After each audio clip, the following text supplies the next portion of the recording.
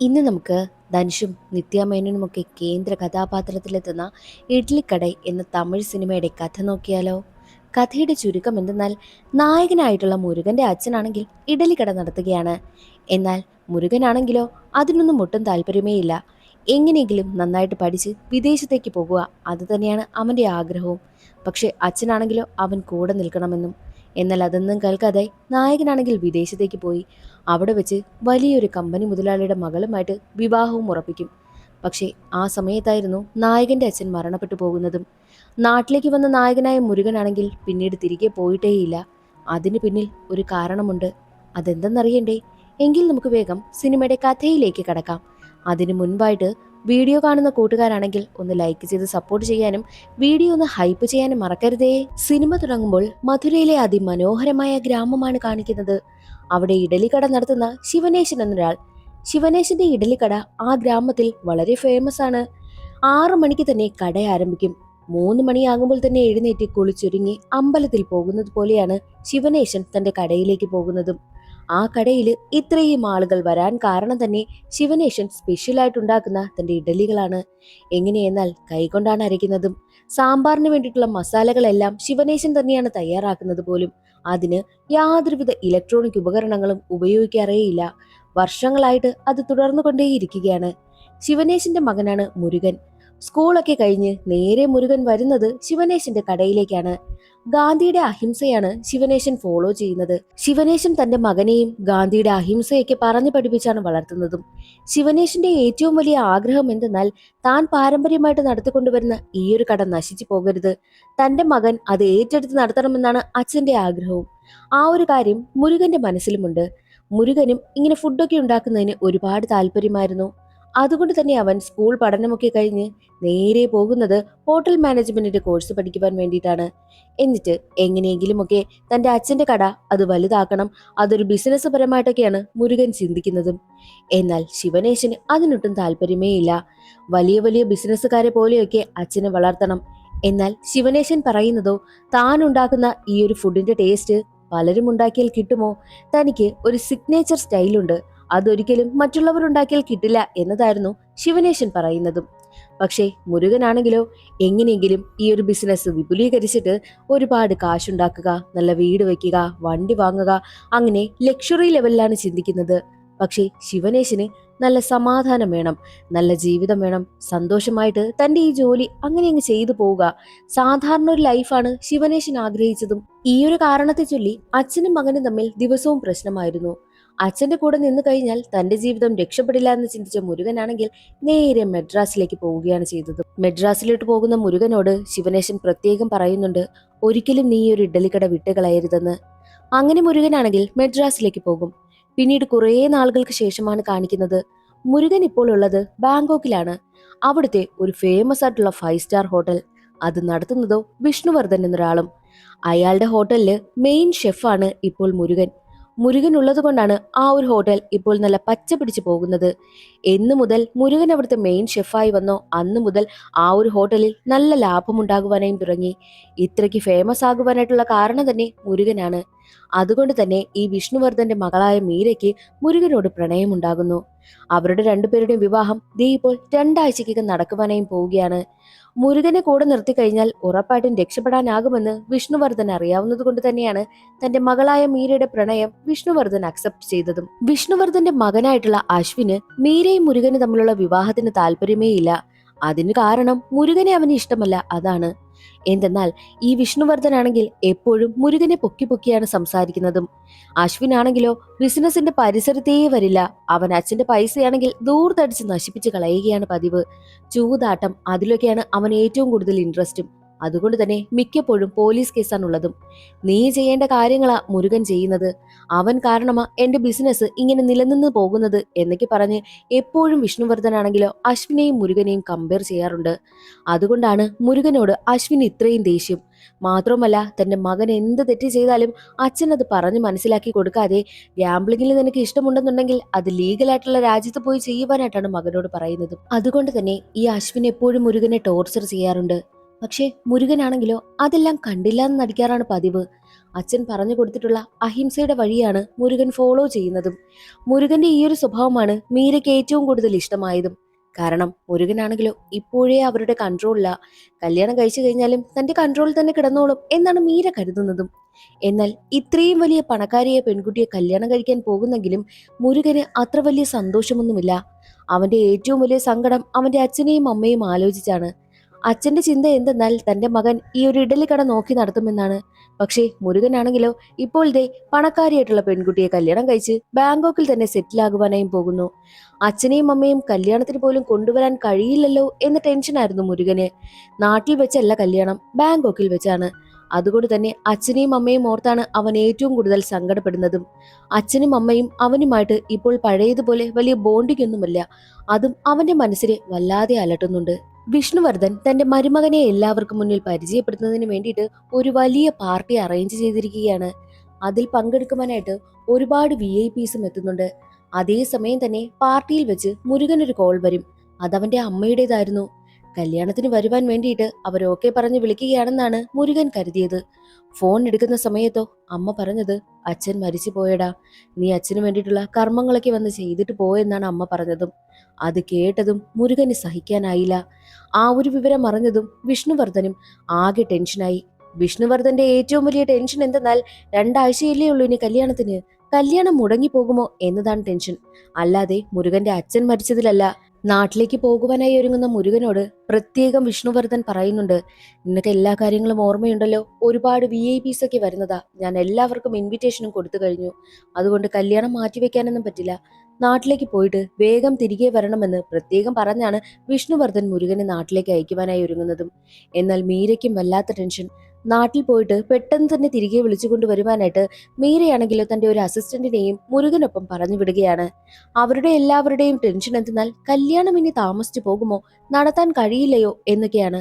അല്ലാതെ മുരുകന്റെ മാനസികാവസ്ഥയൊന്നും അവർ ചിന്തിക്കുന്നതേയില്ല. അങ്ങനെ മുരുകൻ നാട്ടിലേക്ക് എത്തുകയാണ്. അവിടെ ഒരുപാട് പേർ കൂടി നിൽക്കുന്നുണ്ട്. എല്ലാവരും മുരുകന് വേണ്ടിയിട്ടാണ് വെയിറ്റ് ചെയ്യുന്നതും. മുരുകൻ അവിടെ എത്തി പൊട്ടിക്കരയുമെന്ന് കരുതിയാൽ ഇല്ല. അവനവന്റെ അച്ഛൻ മരിച്ചുവെന്ന് വിശ്വസിക്കാനേ കഴിയുന്നില്ല. ആ ഒരു അവസ്ഥയിൽ നിൽക്കുകയാണ് മുരുകൻ. അതേസമയം തന്നെ മീര തന്റെ അസിസ്റ്റന്റിനെ വിളിച്ചിട്ട് മുരുകനെ കുറിച്ച് തിരക്കുന്നുണ്ട്. 2 ആഴ്ച കഴിഞ്ഞാൽ കല്യാണമാ, അതുകൊണ്ട് മൊട്ടയടിക്കാതെ പ്രത്യേകം നോക്കണേ എന്ന് മീര തന്റെ അസിസ്റ്റന്റിനോട് പറയുന്നു. മുരുകൻ കരയുന്നില്ല എന്നുണ്ടെങ്കിലും മറ്റൊരു പെൺകുട്ടി അവിടെ ഇരുന്ന് പൊട്ടിക്കരയുകയാണ്. അവളുടെ പേരാണ് കയൽ. ഈ കയൽ ആരെന്നാൽ മുരുകന്റെ സ്കൂൾ ഫ്രണ്ടാണ്. സ്കൂള് പഠിച്ചു കഴിഞ്ഞ സമയത്തൊന്നും മുരുകനെ അവൾ കണ്ടിട്ടേയില്ല. അവനാണെങ്കിൽ വിദേശത്തേക്ക് പോയല്ലോ. അതിനുശേഷം കയലാണെങ്കിൽ ഇപ്പോഴാണ് മുരുകനെ കാണുന്നതും. അവളുടെ അച്ഛൻ മരിച്ചാൽ എങ്ങനെയായിരിക്കുമോ അവളുടെ അവസ്ഥ, അതുപോലെ തന്നെയാണ് ശിവനേശൻ മരിച്ചപ്പോഴും കയലിന്റെ അവസ്ഥ. മാത്രവുമല്ല, ശിവനേശന്റെ ഡെഡ് ബോഡി മറവ് ചെയ്തതിനു ശേഷവും മുരുകന്റെ അമ്മയുടെ കാര്യങ്ങളെല്ലാം നോക്കുന്നത് കയലായിരുന്നു. അമ്മയ്ക്ക് വേണ്ടി കഴിക്കാൻ ഫുഡൊക്കെ അവളാണ് റെഡിയാക്കി വെക്കുന്നതും. പോകാൻ ഇറങ്ങുന്ന സമയത്തും മുരുകനോട് അമ്മയുടെ കാര്യം നന്നായിട്ട് നോക്കണമെന്ന് പറഞ്ഞിട്ടാണ് അവൾ പോകുന്നതും. അന്നേ ദിവസം രാത്രി ഉറങ്ങുവാനായി കിടന്ന മുരുകന്റെ അമ്മയാണെങ്കിലോ വെളുപ്പിന് 3 മണിയായപ്പോൾ മുരുകനെ വിളിച്ചുണർത്തും. വാ, നമുക്ക് കടയിലേക്കൊന്ന് പോയിട്ട് വരാമെന്ന് പറഞ്ഞ് അമ്മയാണെങ്കിൽ മുരുകനെയും കൂട്ടി നേരെ കടയിലേക്ക് ചെല്ലുന്നു. ആ കടയിൽ എത്തുന്ന സമയത്ത് മുരുകന് തന്റെ കുട്ടിക്കാലത്തെ ഓർമ്മകളൊക്കെ വരും. അതുപോലെ തന്നെ അമ്മയ്ക്കും തന്റെ ഹസ്ബൻഡിനെ കുറിച്ചുള്ള ഓർമ്മകൾ വരികയാണ്. ആ ഒരു ഇഡലിക്കട ഇന്ന് കാണുന്ന ഈ ഒരു ലെവലിൽ എത്തുന്നതിന് വേണ്ടിയിട്ട് അവർ രണ്ടുപേരും എത്രമാത്രം കഷ്ടപ്പെട്ടുവെന്നും ഇഡലിക്കട ഫേമസ് ആയതോടുകൂടി അവരുടെ ജീവിതം എത്രമാത്രം മാറിയെന്നും അവരെത്രത്തോളം ഹാപ്പി ആയിട്ടാണ് ജീവിച്ചതെന്നും ഒക്കെ അമ്മ അവിടെ നിന്ന് ചിന്തിക്കും. അങ്ങനെ കരഞ്ഞുകൊണ്ടാണ് അമ്മ വീട്ടിലേക്ക് എത്തുന്നതും. ഉറങ്ങുവാനായി കിടന്ന അമ്മ അടുത്ത ദിവസം ഉറക്കം എഴുന്നേറ്റില്ല. തന്റെ ഭർത്താവിനൊപ്പം അമ്മയും മരണപ്പെട്ടിരിക്കുകയാണ്. ആ ഒരു കാര്യം മുരുകന് താങ്ങാനായില്ല. അച്ഛനും മരിച്ചു, അമ്മയും മരിച്ചു. ഈ ഒരു കാര്യം വിഷ്ണുവർദ്ധനൊക്കെ അറിയുകയാണ്. അവരുടെ ഏറ്റവും വലിയ ടെൻഷൻ എന്തെന്നാൽ 2 ആഴ്ച കഴിഞ്ഞാൽ കല്യാണം നടത്താൻ കഴിയുമോ, VIPസിനൊക്കെ ഒരുപാട് പേര് വിളിച്ചിട്ടുണ്ട് എന്നുള്ളതാണ് അവരുടെ ടെൻഷനും. എന്നാലും അതൊന്നും പുറത്ത് കാണിക്കാതെ ഉടനെ തന്നെ മുരുകനെ വിളിച്ച് ആശ്വസിപ്പിക്കുകയും ഒക്കെ ചെയ്യും.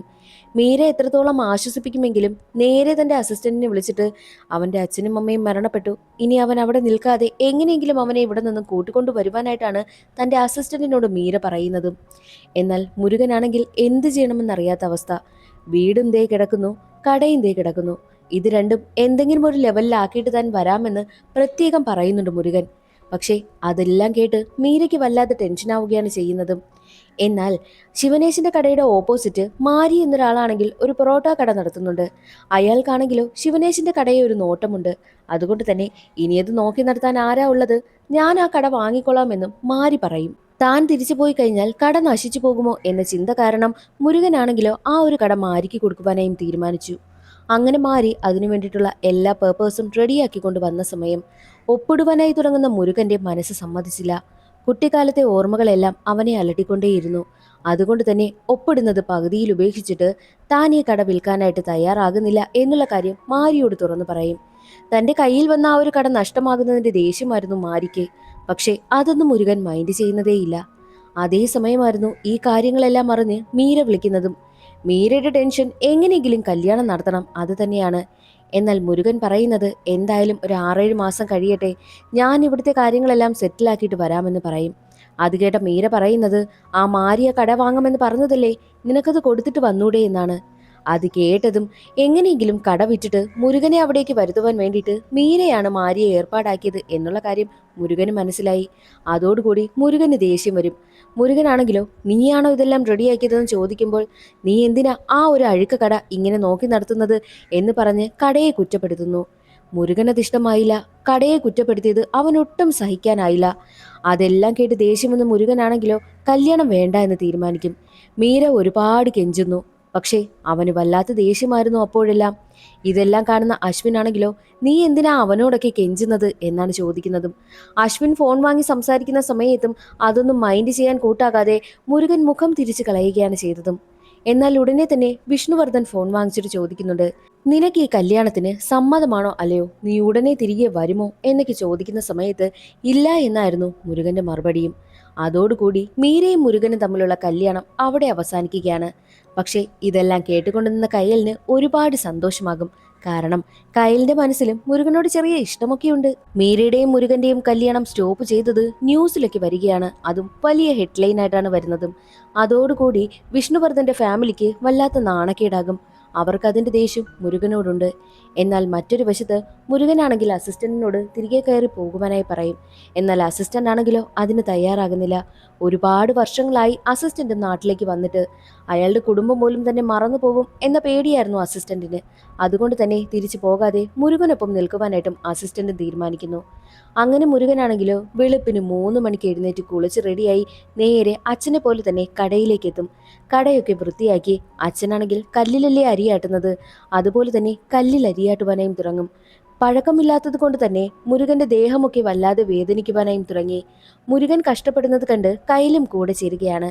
ഞാൻ അരച്ചോളാമെന്നും കയ്യിലും പറയും. അവൾക്കും വലിയ പിടിയൊന്നുമില്ല, എങ്കിലും അവൾ സഹായിക്കുവാനായും തീരുമാനിക്കുന്നു. ശിവനേശൻ ചെയ്യുന്നത് പോലെ തന്നെ രാവിലെ 6 മണിക്ക് മുരുകൻ കട ഓപ്പൺ ചെയ്തു. ശിവനേശനോടുള്ള സ്നേഹം മനസ്സിലുള്ളത് കൊണ്ട് തന്നെ ഒരുപാട് ആളുകളാണെങ്കിൽ കടയിലേക്ക് വരും. പക്ഷേ മുരുകൻ വിളമ്പുന്ന ഇഡലിയൊന്നും ആർക്കും ഇഷ്ടമാകുന്നതേയില്ല. ശിവനേശൻ ഉണ്ടാക്കുന്നത് പോലെ ആയില്ലല്ലോ എന്ന് പറഞ്ഞ് പകുതി വഴിയിൽ ഉപേക്ഷിച്ച് എല്ലാവരും ഇറങ്ങിപ്പോകുവാനായും തുടങ്ങി. എന്നാൽ അതിലൊരാൾ പറയുന്നുണ്ട്, അച്ഛന്റെ പേര് നിലനിർത്താൻ വേണ്ടിയിട്ടാണ് നീ ഇത് ചെയ്യുന്നെങ്കിൽ അച്ഛന്റെ പേര് നീ നശിപ്പിക്കരുത് എന്ന് പറഞ്ഞിട്ടാണ് പോകുന്നതും. അതോടുകൂടി മുരുകന്റെ ഫുൾ കോൺഫിഡൻസും പോയി. ഇനി എന്ത് ചെയ്യും എന്നുള്ളൊരു മാനസികാവസ്ഥയിലിരിക്കുകയായിരുന്നു അവൻ. മാത്രവുമല്ല ക്ഷേത്രത്തിലേക്ക് എത്തിയിട്ട് അവനാണെങ്കിൽ അവിടെ ഇരുന്ന് പ്രാർത്ഥിക്കുന്നുമുണ്ട്. താൻ ഇനി എന്ത് ചെയ്യും, അച്ഛൻ ചെയ്യുന്നത് പോലെയൊന്നും തനിക്ക് ചെയ്യാനാകുന്നില്ലല്ലോ എന്ന ടെൻഷനായിരുന്നു അവന്. അന്നേ ദിവസം രാത്രി ഉറങ്ങിക്കിടന്ന മുരുകൻ ശിവനേശനെ സ്വപ്നം കാണും. അച്ഛൻ അവനെ തട്ടി വിളിക്കുന്നതായിട്ടാണ് അവൻ സ്വപ്നം കാണുന്നതും. പെട്ടെന്ന് തന്നെ അവൻ ഞെട്ടിയുണരും. അവനെ തട്ടി വിളിച്ചത് ഒരു പശുക്കുട്ടിയായിരുന്നു. പക്ഷേ അതവന്റെ അച്ഛനാണെന്ന് തന്നെ അവൻ കരുതും. പെട്ടെന്ന് തന്നെ മുരുകന് ഒരു എനർജി വരുന്നു. അച്ഛനെ പോലെ തന്നെ അവൻ 3 മണിക്ക് എഴുന്നേറ്റ് കുളിച്ച് റെഡിയായി അച്ഛൻ തൊടുന്നത് പോലെ തന്നെ ഭസ്മമൊക്കെ തൊട്ട് അത്രയും നാൾ പാൻറ്റും ഷർട്ടും ധരിച്ചിരുന്ന മുരുകനാണെങ്കിലോ അച്ഛനെ പോലെ തന്നെ വെള്ള ഷർട്ടും വെള്ള മുണ്ടുമൊക്കെ ധരിച്ച് നേരെ കടയിലേക്ക് എത്തുന്നു. അവൻ അച്ഛൻ കൂടെയുണ്ട് എന്നുള്ളൊരു തോന്നലുണ്ടായി. അവന് പെട്ടെന്ന് തന്നെ ആത്മവിശ്വാസമൊക്കെ ഉണ്ടായി. അവൻ ഇഡലി ഉണ്ടാക്കുവാനായും തുടങ്ങി. പതിവ് പോലെ തന്നെ 6 മണിക്ക് കട തുറന്നു. എല്ലാ ദിവസവും ആദ്യം ഇഡലി കഴിക്കുവാനായി എത്തുന്നത് ശിവനേശന്റെ ഏറ്റവും അടുത്ത കൂട്ടുകാരനാണ്. പതിവ് പോലെ തന്നെ ആ ആൾ ഇഡലി കഴിക്കുവാനായി എത്തും. അങ്ങനെ കയലും മുരുകനും ചേർന്ന് ഇഡലി വിളമ്പും. ഇഡലി കഴിച്ചതും അയാളാണെങ്കിലോ മുരുകനെ നോക്കിയിട്ട് ശിവനേശ എന്ന് വിളിക്കുന്നു. ശിവനേശൻ എങ്ങനെയാണോ ഇഡലി ഉണ്ടാക്കുന്നത് അതേ ടേസ്റ്റ് തന്നെയാണ് ദേ ഇപ്പോൾ മുരുകൻ ഉണ്ടാക്കിയ ഇഡലിക്കും. അത് കേട്ടതും മുരുകനും കയലിനും ഒരുപാട് സന്തോഷമായി. അവർ വിജയിച്ചു എന്നൊരു കോൺഫിഡൻസ് അവർക്കുണ്ടാവുകയാണ്. എന്നാൽ അത് അധികം നേരം പോയില്ല. അവരുടെ കടയിലെ മുന്നിലേക്ക് കുറെ കാർ വന്ന് നിൽക്കുകയാണ്. മുരുകൻ ചെന്ന് നോക്കുമ്പോൾ കാണുന്ന കാഴ്ച അശ്വിനെയായിരുന്നു. ഈ ഒരു കടയ്ക്ക് വേണ്ടിയിട്ടാണോടാ നീ ഇത്രയും വലിയ കല്യാണമൊക്കെ ഉപേക്ഷിച്ച് വന്നതെന്ന് പറഞ്ഞിട്ട് ഉടനെ തന്നെ അശ്വിനാണെങ്കിൽ മുരുകനെ തല്ലും. മുരുകനാണെങ്കിൽ ആദ്യമൊക്കെ നിന്നുകൊള്ളും. അശ്വിനാണെങ്കിലോ ശിവനേശ്വരൻ എന്നെഴുതിയ കടയുടെ ബോർഡ് വായിക്കുകയാണ്.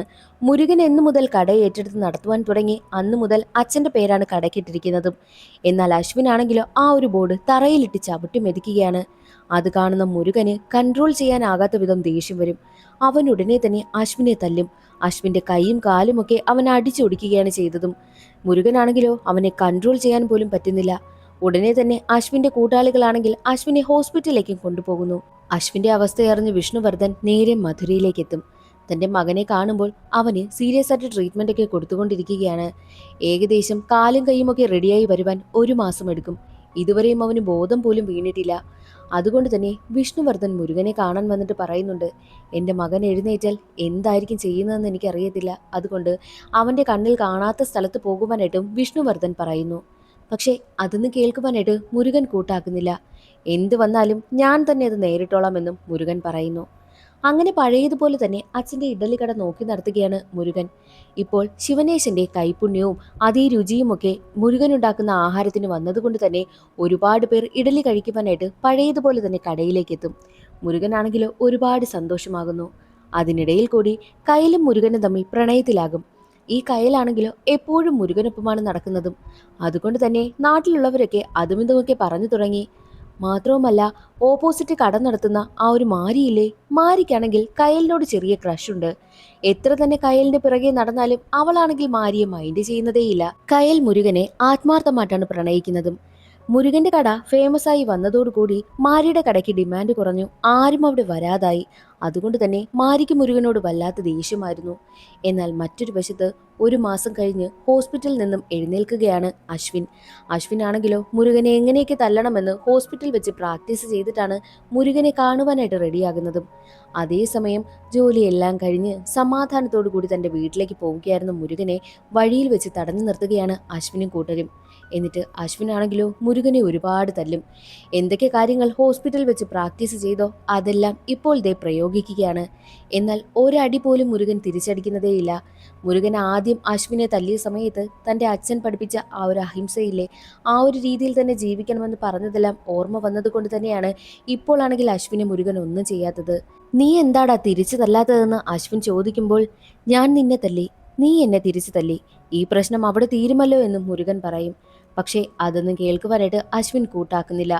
അശ്വിനാണെങ്കിലോ രക്തം വാർന്നു പോകും വിധം മുരുകനെ തല്ലി ചതയ്ക്കും. എന്നിട്ട് നാട്ടുകാരെല്ലാവരും കാണാതിരിക്കാൻ വേണ്ടിയിട്ട് മുരുകനെ അവിടെ നിന്നും എടുത്ത് നേരെ ഫാം ഹൗസിലേക്കും കൊണ്ടുപോവുകയാണ് ചെയ്തതും. ഈ ഒരു കാര്യമെല്ലാം അറിഞ്ഞ് വിഷ്ണുവർദ്ധനാണെങ്കിലും മുരുകനെ കാണുവാനായും എത്തും. നീ എന്തിനാടാ ഇങ്ങനെയൊക്കെ ചെയ്തത്? നിന്റെ പ്രതികാരമെല്ലാം കഴിഞ്ഞില്ലേ എന്ന് ചോദിക്കുമ്പോൾ, ഇല്ല, അവൻ എന്നെ തിരിച്ചു തല്ലുന്നില്ല. നമ്മൾ 2 പേരും തല്ലി അതിലൊരാൾ ജയിക്കണമല്ലോ. ജയിക്കാനായിട്ടുള്ള അവസരം എനിക്ക് അവൻ തരുന്നില്ല. അങ്ങനെയാണെങ്കിൽ മാത്രമല്ലേ എന്റെ പ്രതികാരം തീരുവെന്നാണ് അശ്വിൻ പറയുന്നതും. അശ്വിനാണെങ്കിലോ അടങ്ങാത്ത പക മുരുകനോടും. അതുകൊണ്ട് തന്നെ തന്റെ കൈവശമുണ്ടായിരുന്ന തോക്കെടുത്ത് മുരുകനെ വെടിവെക്കും. അതോടുകൂടി മുരുകന്റെ ബോധവും പോവുകയാണ്. എന്നിട്ട് ആരും അറിയാതെ ആ ഗ്രാമത്തിൽ തന്നെയുള്ള ഒരു സ്ഥലത്തേക്ക് കൊണ്ടുവന്ന് ബോഡി ഉപേക്ഷിക്കും. മുരുകനെ കാണാനില്ലാത്തത് കൊണ്ട് തന്നെ ഗ്രാമവാസികൾ അന്വേഷിക്കുവാനായും തുടങ്ങി. ഗ്രാമത്തിന്റെ ഒരു ഭാഗത്ത് ഒരുപാട് ബ്ലഡ് കിടക്കുന്നത് അവർ കാണുന്നു. അതോടുകൂടി മുരുകന്റെ കൂടെ ഒരു അസിസ്റ്റന്റ് ഉണ്ടായിരുന്നല്ലോ, അയാൾ പറയുന്നുണ്ട് ഇത് അശ്വിന്റെ പണിയായിരിക്കുമെന്ന്. മാത്രമല്ല 2 പേരും തമ്മിൽ തല്ലി നടന്നതും ഗ്രാമവാസികൾ എല്ലാവരും കണ്ടിരുന്നല്ലോ. അതുകൊണ്ട് തന്നെ വിഷ്ണുവർദ്ധന്റെയൊക്കെ ഫാം ഹൗസിലേക്ക് ഗ്രാമവാസികൾ എല്ലാവരും എത്തും. മുരുകൻ എവിടെയെന്ന് ചോദിച്ചാണ് അവർ ബഹളം വയ്ക്കുന്നതും. ഞങ്ങൾക്കറിയില്ല എന്നൊക്കെ വിഷ്ണുവർദ്ധൻ പറയുന്നുണ്ട്. എന്നാൽ മറ്റൊരു വശത്ത് കുറച്ചുകൂട്ടം ഗ്രാമവാസികൾ ചേർന്ന് മുരുകന് വേണ്ടിയിട്ടുള്ള അന്വേഷണവും ആരംഭിച്ചു. ഒരു സ്ഥലത്ത് കഴുകൻ കിടന്ന് പറക്കുന്നത് അവർ കാണുന്നു. ചെന്ന് നോക്കുമ്പോൾ അവിടെ മുരുകൻ ബോധമില്ലാതെ കിടക്കുകയാണ്. ഉടനെ തന്നെ മുരുകനെ ഹോസ്പിറ്റലിലേക്കും കൊണ്ടുപോകും. എന്നാലും ഗ്രാമവാസികളുടെ പോരാട്ടം തീർന്നില്ല. വിഷ്ണുവർദ്ധന്റെ ഫാം ഹൗസിന് മുന്നിലെ എല്ലാവരും വല്ലാത്ത പ്രശ്നമായിരുന്നു. ഈയൊരു വിവരം ആ നാട്ടിലെ പോലീസ് ഓഫീസർ അറിയുകയാണ്. പോലീസ് ഉദ്യോഗസ്ഥന് മേലുദ്യോഗസ്ഥനിൽ നിന്നും വല്ലാത്ത പ്രഷർ വരുന്നു. ഒന്നാമത്തെ കാര്യം, ഹോസ്പിറ്റലിൽ കിടക്കുന്ന മുരുകൻ എന്തെങ്കിലും സംഭവിച്ചാൽ വിഷ്ണുവർദ്ധന്റെ ഫാമിലിയുടെ കാര്യത്തിൽ തീരുമാനമായി. മാത്രമല്ല വിഷ്ണുവർദ്ധനാണെങ്കിലും പോലീസ് ഓഫീസറിനോട് എങ്ങനെയെങ്കിലും അവരെ സേഫായിട്ട് തിരികെ അവരുടെ നാട്ടിലേക്ക് പറഞ്ഞു വിടണമെന്ന് പറയുന്നുണ്ട്. അതുകൊണ്ട് തന്നെ 2 തരത്തിലുള്ള പ്രഷറാണ് ഇപ്പോൾ പോലീസ് ഉദ്യോഗസ്ഥൻ നേരിടേണ്ടി വരുന്നതും. അങ്ങനെ കുറേ നാളുകൾക്ക് ശേഷം മുരുകനാണെങ്കിൽ കണ്ണു തുറക്കുകയാണ്. മുരുകന്റെ മൊഴിയെടുക്കുവാനായി എത്തുന്ന പോലീസുകാരോട് മുരുകൻ പറയുന്നതോ ആരാണ് തന്നെ ഷൂട്ട് ചെയ്തതെന്നറിയില്ല, ഇരുട്ടില തന്നെ ഷൂട്ട് ചെയ്തത് എന്നാണ് മുരുകൻ പറഞ്ഞതും. അതുകൊണ്ട് തന്നെ വിഷ്ണുവർദ്ധന്റെ ഫാം ഹൗസിന് മുന്നിൽ കൂടി നിൽക്കുന്ന ജനങ്ങളെയെല്ലാം പോലീസുകാർ അവിടെ നിന്നും പിരിച്ചുവിടുകയാണ് ചെയ്തതും. എന്നാൽ ഇതിനിടയിൽ വെച്ച് മുരുകനെ കിട്ടാൻ വേണ്ടിയിട്ട് മുരുകനോടൊപ്പം ഉണ്ടായിരുന്ന അസിസ്റ്റന്റ് ഒരു പണി ചെയ്യും. മീരയെ നാട്ടിലേക്ക് വിളിച്ചു വരുത്തിയിട്ട് അവളെ പൂട്ടിയിടുകയാണ്. മുരുകനെ കിട്ടിയാൽ മാത്രമേ അവളെ തുറന്നുവിടൂ എന്നായി. മുരുകൻ ഇപ്പോൾ തന്നെ ഷൂട്ട് ചെയ്തത് അവരല്ല എന്ന് മൊഴി കൊടുത്തതോടുകൂടി മീരയെ വെറുതെ വിടും. അസിസ്റ്റന്റിൽ നിന്നും മുരുകന്റെ ഇപ്പോഴത്തെ അവസ്ഥയ്ക്ക് കാരണം അശ്വിനാണെന്ന് മനസ്സിലാക്കി മീര ഉടനെ തന്നെ തന്റെ അച്ഛനടുത്തെത്തിയിട്ട്, നമ്മൾ അത്രയ്ക്കും മോശപ്പെട്ട ആളാണോ, എന്തിനാ നമ്മൾ മുരുകനെ ഇങ്ങനെ ദ്രോഹിക്കുന്നത് എന്നാണ് അവൾ ചോദിക്കുന്നതും. നമ്മൾ അങ്ങനെയൊന്നും ചെയ്തിട്ടില്ല എന്ന് വിഷ്ണുവർദ്ധൻ തന്റെ മകളോട് പറയുന്നു. പക്ഷേ അപ്പോഴും അശ്വിന് മുരുകനോട് വല്ലാത്ത ദേഷ്യമാണ്. അവൻ നമ്മളല്ല എന്ന് പോലീസിന് മൊഴി കൊടുത്തെങ്കിൽ അവൻ നമുക്ക് പിച്ച തരികയാണോ എന്നാണ് അശ്വിൻ പറയുന്നതും. അതെല്ലാം കേട്ടിട്ട് വിഷ്ണുവർദ്ധന് വല്ലാത്ത ദേഷ്യം വരുന്നു. അശ്വിൻ വീണ്ടും മുരുകനെ കൊല്ലാനുള്ള ദേഷ്യത്തിൽ നിൽക്കുകയാണ് എന്ന് മനസ്സിലാക്കിയ വിഷ്ണുവർദ്ധൻ പറയുന്നത്, അവന്റെ അച്ഛൻ മരിച്ചതിന് ശേഷം അവന്റെ അച്ഛൻ നടത്തിക്കൊണ്ടുവന്നിരുന്ന കട അതിനവൻ ജീവൻ കൊടുത്തു. അവൻ അവന്റെ അച്ഛന് വേണ്ടിയിട്ടല്ലേ അവൻ അങ്ങനെ ചെയ്തത്. നിനക്ക് വേണ്ടിയിട്ട് ഞാനൊരു സാമ്രാജ്യം തന്നെ പണിതു തന്നു. എന്നിട്ട് നിനക്ക് ആ ബിസിനസ് നോക്കണമെന്നോ അതിനോടൊന്നും നിനക്ക് ഒരു താല്പര്യവുമില്ലല്ലോ എന്ന് പറഞ്ഞ് മുരുകനുമായിട്ട് വീണ്ടും കമ്പയർ ചെയ്താണ് വിഷ്ണുവർദ്ധൻ സംസാരിക്കുന്നതും.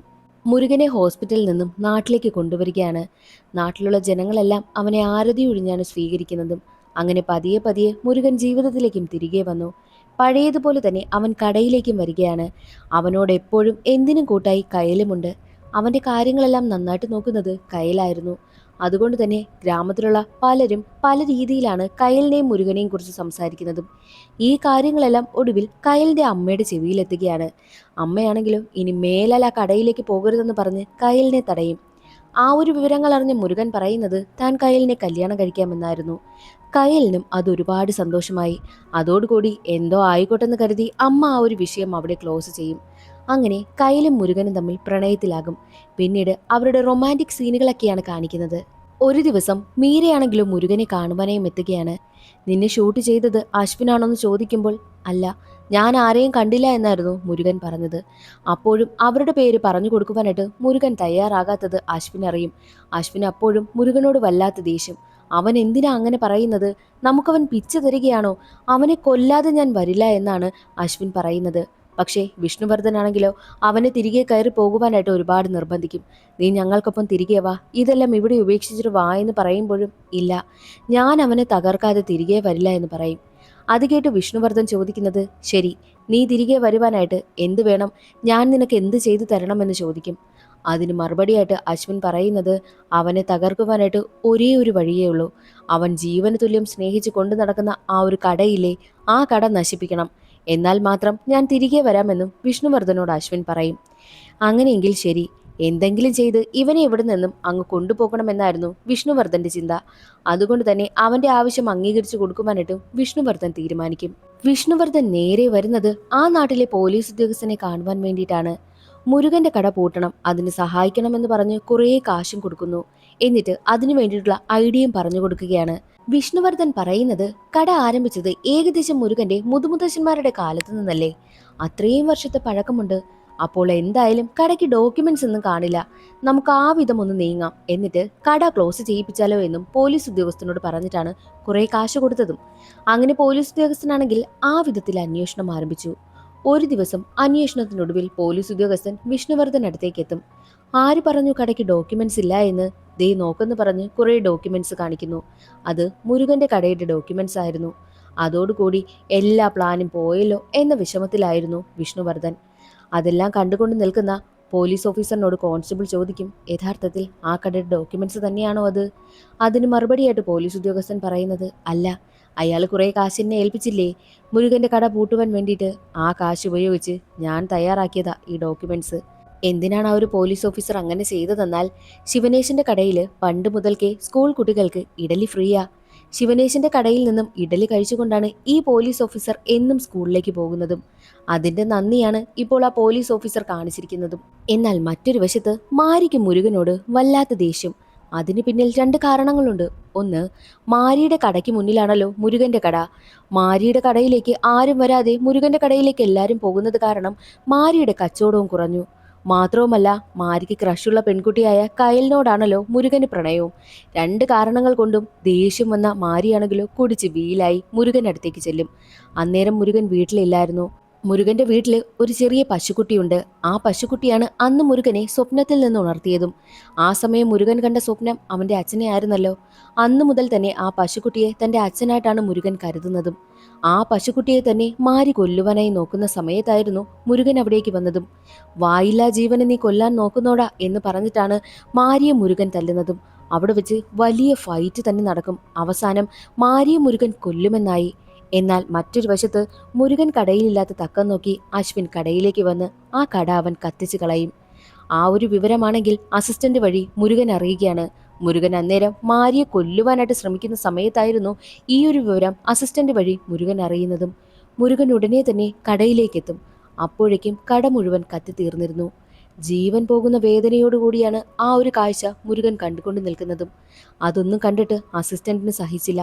അസിസ്റ്റന്റ് ഉടനെ തന്നെ മീരയെ വിളിച്ചിട്ട് നിങ്ങൾ എല്ലാവരും ചേർന്ന് എന്തിനാ ഈ പാവത്തിനോട് ഇങ്ങനെയൊക്കെ ചെയ്യുന്നതെന്ന് പറഞ്ഞിട്ട് നടന്ന കാര്യങ്ങളെല്ലാം അസിസ്റ്റന്റ് മീരയോട് തുറന്നു പറയും. മീരയ്ക്കും അത് കേട്ടിട്ട് സഹിക്കാനായില്ല. ഉടനെ തന്നെ തന്റെ അച്ഛനും ചേട്ടനും അടുത്തേക്ക് എത്തിയിട്ട് നിങ്ങൾ എന്തിനാ ഇങ്ങനെയൊക്കെ ചെയ്തത്, എന്തിനാ മുരുകന്റെ കട കത്തിച്ചത്, അതൊക്കെ വലിയ പാവമല്ലേ എന്നുള്ള രീതിയിലാണ് അവൾ സംസാരിക്കുന്നതും. അപ്പോഴാണ് വിഷ്ണുവർദ്ധനും മുരുകന്റെ കട കത്തിയ കാര്യം അറിയുന്നത്. അതിനു പിന്നിൽ അശ്വിനാണെന്നുള്ള കാര്യം വിഷ്ണുവർദ്ധനും മനസ്സിലായി. എന്നാൽ അശ്വിൻ പറയുന്നത് അതേടി, ഞാൻ തന്നെ അവന്റെ കട കത്തിച്ചത്, എല്ലാം നിനക്ക് വേണ്ടിയിട്ടാ, നിന്നെ അവൻ കല്യാണം കഴിക്കാൻ വേണ്ടിയിട്ടാണെന്ന് പറയും. എന്നാൽ അത് കേട്ട് മീര ചോദിക്കുന്നത് എല്ലാം എനിക്ക് വേണ്ടിയിട്ടെന്നോ? എനിക്ക് വേണ്ടിയിട്ടല്ല നീ ഇതെല്ലാം ചെയ്തത്, നിന്റെ ഈഗോ കാരണമാ നീ അങ്ങനെ ചെയ്തത്. ഒരടിയെങ്കിലും അവൻ തിരിച്ചടിക്കാൻ വേണ്ടിയിട്ടില്ലേ നീ ഇത്രയും ചെയ്തു കൂട്ടുന്നത്. അത്രയും സമാധാനത്തോടു കൂടി അവൻ അങ്ങനെ നിൽക്കണമെങ്കിൽ അതും അവന്റെ ഒരു കഴിവ് തന്നെയാ. നീയാണെങ്കിലോ ഈഗോ പിടിച്ച് നടക്കുന്നു, പക്ഷേ അവനാണെങ്കിലോ എല്ലാം സമാധാനത്തോടുകൂടി നേരിടുന്നു. അവിടെ തന്നെ അവൻ ജയിച്ചു, നീ തോറ്റു എന്നുള്ള കാര്യമാണ് മീര പറയുന്നതും. മീര പറയുന്നത് കേട്ട് ദേഷ്യം വന്ന അശ്വിൻ മീരയെ തല്ലുവാനായിട്ട് പോകുന്നതും വിഷ്ണുവർദ്ധനാണെങ്കിലോ നേരെ വന്ന് അശ്വിൻ ഒരെണ്ണം കൊടുക്കുന്നു. ഇത്രയും നാളും അശ്വിനെ അച്ഛൻ തല്ലിയിട്ടേയില്ല. ആദ്യമായിട്ടാണ് അവനെ തല്ലിയിരിക്കുന്നതും. ഇതാദ്യമേ ചെയ്തിരുന്നുവെങ്കിൽ അവൻ ഇങ്ങനെയൊന്നും ആകില്ലായിരുന്നു. എന്നാൽ മറ്റൊരു വശത്ത് തന്റെ ഏറ്റവും പ്രിയപ്പെട്ട കട കൺമുന്നിൽ കത്തിയെരിഞ്ഞു പോകുന്നത് കണ്ടുകൊണ്ട് നിൽക്കുകയാണ് മുരുകൻ. മുരുകനടുത്തേക്ക് വരുന്ന കയൽ ഒരു അരിവാൾ കൊടുത്തിട്ട് ഇതിന് കാരണക്കാരായവരെ പോയി വെട്ടിക്കൊന്നിട്ട് വരുവാനായിട്ടാണ് പറയുന്നത്. എന്നാൽ മുരുകനാണെങ്കിലോ ആ അരിവാൾ തറയിലിട്ടിട്ട് പറയുന്നത് എന്തിനാ നമ്മൾ അങ്ങനെ ചെയ്യുന്നത്, ഇത് വെറും സിമന്റും കല്ലും കൊണ്ട് ഉണ്ടാക്കിയതല്ലേ, നമുക്ക് വീണ്ടും ഇത് ഉണ്ടാക്കാവുന്നതല്ലേ ഉള്ളൂ, അതിലും വലിയ പ്രശ്നമുണ്ടാക്കിയാൽ അത് ശരിയല്ലല്ലോ എന്നാണ് മുരുകൻ പറയുന്നതും. അച്ഛൻ പറഞ്ഞ് പഠിപ്പിച്ചതുപോലെ തന്നെ അഹിംസ വഴിയാണ് അവൻ മുന്നോട്ട് പോകുവാനായി തീരുമാനിച്ചതും. എങ്ങനെയാണോ അവന്റെ അച്ഛനും അമ്മയും ചേർന്ന് ഈ ഒരു ഇഡലിക്കട രൂപപ്പെടുത്തിയെടുത്തത്, അതുപോലെ തന്നെ കയ്യിലും മുരുകനും ചേർന്ന് കഷ്ടപ്പെട്ട് വീണ്ടും കട പഴയതുപോലെ ആക്കിയെടുക്കുകയാണ്. അങ്ങനെ കട റീഓപ്പൺ ചെയ്യുന്ന ദിവസമെത്തി. എല്ലാ ആൾക്കാരും സന്തോഷത്തോടു കൂടി അവിടെ നിൽക്കുന്നുണ്ട്. അതേ സമയത്തായിരുന്നു കടയുടെ മുന്നിലേക്ക് ഒരു വണ്ടി വന്ന് നിൽക്കുന്നതും. ചെന്ന് നോക്കുമ്പോൾ കാണുന്ന കാഴ്ച വിഷ്ണുവർദ്ധനും ഫാമിലിയുമായിരുന്നു. അശ്വിനെ കൊണ്ട് മുരുകനോട് മാപ്പ് പറയിക്കുവാനാണ് എത്തിയിരിക്കുന്നതും. അശ്വിനോട് മാപ്പ് പറയുവാനായി പറയുമ്പോഴും അവന് അതിന് വലിയ താല്പര്യമൊന്നുമില്ല. മര്യാദയ്ക്ക് നീ മാപ്പ് പറഞ്ഞുവെന്ന് വിഷ്ണുവർദ്ധൻ വിരട്ടുമ്പോൾ മനസ്സില്ലാ മനസ്സോടെയാണ് അശ്വിനാണെങ്കിൽ മുരുകനോട് മാപ്പ് പറയുന്നതും. എന്തായാലും ഇതുവരെ വന്നതല്ലേ, അകത്തേക്ക് വാ, ഇഡലി കഴിച്ചിട്ട് പോകാമെന്നും മുരുകൻ അവരെ ക്ഷണിക്കും. അങ്ങനെ വിഷ്ണുവർദ്ധനും മീരയും അശ്വിനും കൂടി അകത്തേക്ക് കയറി ചെല്ലും. അവർക്ക് ഇഡലി വിളമ്പി കൊടുക്കുകയാണ്. അതേസമയം തന്നെ മീരയാണെങ്കിൽ മുരുകനോട് ചോദിക്കുന്നുണ്ട്, എൻ്റെ ചേട്ടൻ നിങ്ങളോട് ഇത്രയും ചെയ്തില്ലേ, ഒരടിയെങ്കിലും അടിച്ചുകൂടെ എന്ന് ചോദിക്കും. പക്ഷേ മുരുകനാണെങ്കിലോ അതെല്ലാം തെറ്റാണെന്നാണ് പറയുന്നത്. അങ്ങനെയാണെങ്കിൽ എന്തെങ്കിലും ഒരു പണിഷ്മെന്റ് ഇവന് കൊടുക്കണമെന്നും മീര പറയും. അത് കേട്ട് അസിസ്റ്റന്റും അവിടെ ഉണ്ടായിരുന്ന വിഷ്ണുവർദ്ധനും ബാക്കിയുള്ളവരും ശരിയാ, അവൻ എന്തെങ്കിലും ഒരു പണിഷ്മെന്റ് കൊടുക്കണമെന്നും മുരുകനോട് പറയുന്നു. അങ്ങനെ മുരുകനാണെങ്കിൽ അശ്വിന് പണിഷ്മെന്റ് കൊടുക്കുവാനായും തീരുമാനിക്കും.